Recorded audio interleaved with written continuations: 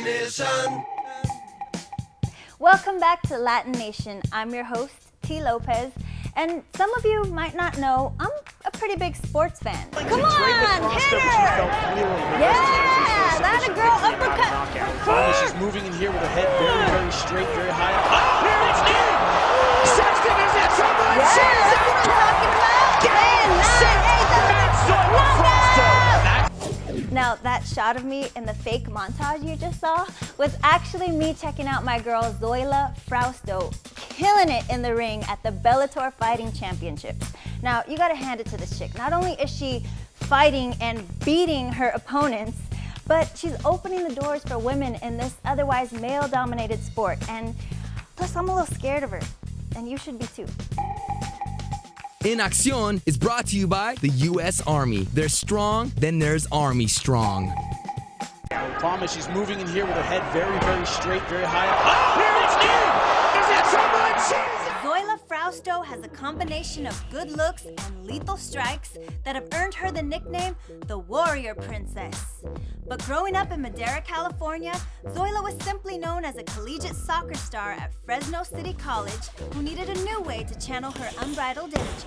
I grew up as an athlete. I mean, as soon as I could walk, my dad put me in every sport. I played soccer in high school, and then I played soccer in college. It just wasn't enough contact for me. I was going to the gym still.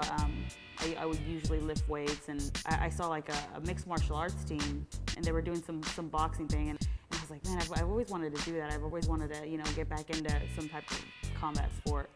My mom was a little hesitant at first. She was like, why would you want to do that? Why would you want to get punched in the face for a living? It doesn't make any sense. My dad kind of always knew that I was going to do something like that because, I've always been an athlete. After a while, when people started to see that I was serious about it, everybody was really supportive. Zoila had every reason to be serious about her MMA career. In less than 2 years after her first pro bout, she got the opportunity of a lifetime, a spot in the Bellator Fighting Championships, one of MMA's biggest promotions. They ended up giving me a call about having a fight with one of the #1 girls in the world at 25, and that was Rosie Sexton. I was a huge underdog. I went in there, I ended up knocking her out and pretty much upsetting a lot of people. Zoila's breakthrough victory against Rosie Sexton set up a championship bout against then top-ranked Megumi Fujii. She'd never been beaten in 6 years. She was 22-0, and that's unheard of in mixed martial arts for men or women. I went in there and fought a five-round war, and I came home with the belt. Zoila Frausto is Bellator's first ever women's world champion. I won the belt, and this is what I got. With the championship belt in tow, Frausto is now considered one of the top female mixed martial artists in the world, and she uses that status to advocate for women's MMA as a respectable sport. A lot of people thought that women kind of didn't belong in the sport, but we've pretty much made our way. We've proved to a lot of people that not only do we belong to be here, but we have a skill just like the men. We train hard just like the men, and we go out there and go to war just like the men. It turns out that Zoila's skill just so happens to run in the family. Along with little sister Stephanie, an up-and-coming pro herself, Zoila's mission to elevate the profile of MMA women is now personal. I think she's amazing. I've been following ever since she started. When she said she was going to do mixed martial arts, I'm like, is that like cage fighting? My fights, I'm usually calm and just collective, but when she fights, I'm like, oh my gosh, no.